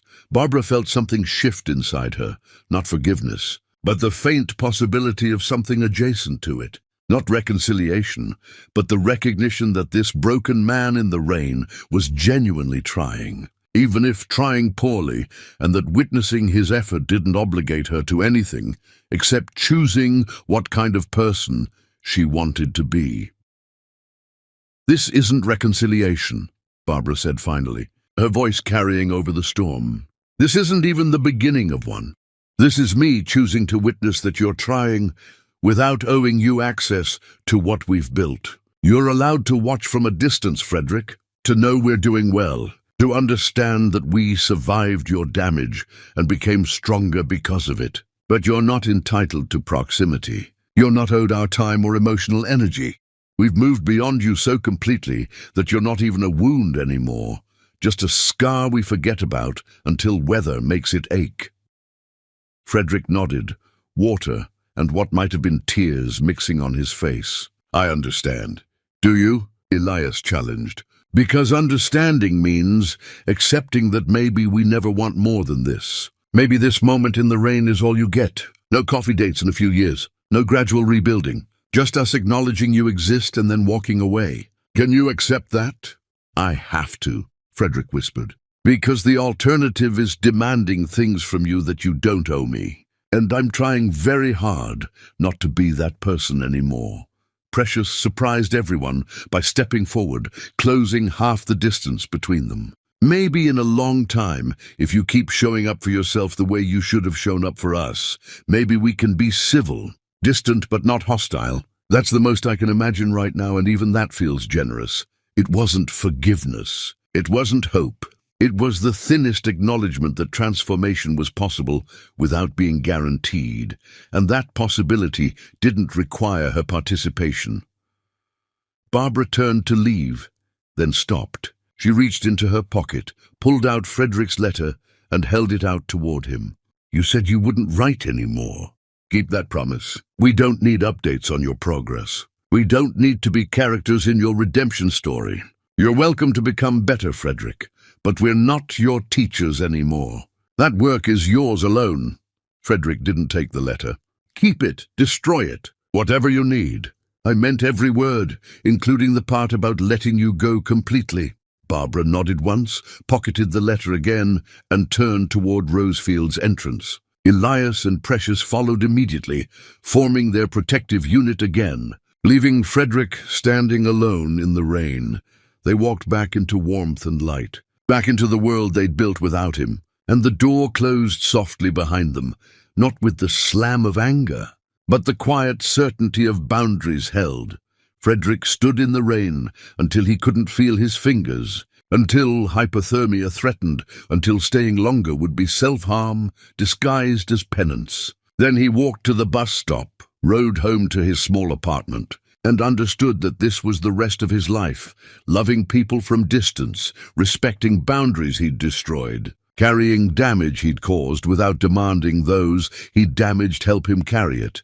He would spend years proving he meant his words, never knowing if those years would matter. And perhaps that uncertainty was the point. Transformation without guarantee, growth without witness. Becoming different, not because someone was watching, but because staying the same felt like choosing death. Barbara didn't watch him leave. She was already helping Elias and Precious finish cleanup, discussing breakfast plans, laughing about something small and meaningless, existing as a family, not defined by what they'd survived, but by what they'd chosen to build after survival. The rain washed the streets clean that night, but some stains run deeper than water reaches. And perhaps that's the truest ending, not redemption, not reunion, just the quiet dignity of people learning to carry their damage without letting it carry them, choosing who they become despite who they were, and understanding that some distances never close because closing them would require sacrificing boundaries that keep us whole. Barbara locked Rosefield's doors that night and drove her children home through rain that eventually stopped, through streets that eventually dried into a future that belonged entirely to them, unburdened by ghosts, unencumbered by men who'd forgotten that love was verb before it was noun. Free in ways freedom only exists when you've survived losing everything and discovered you still have yourself. And that, Barbara understood as she tucked Precious into bed and hugged Elias goodnight and lay down in her own room in the house she'd earned, was the greatest success possible, not building an empire, but building a life where love was action, where showing up mattered more than impressing, where the people you loved knew they mattered, not because you said it, but because you proved it daily through choices that prioritized their dignity over your comfort. Frederick. Leonard learned that lesson too late to matter to the people he'd hurt. But he learned it, and whether that learning mattered to anyone except himself would remain uncertain for the rest of his life. Some questions don't get answered.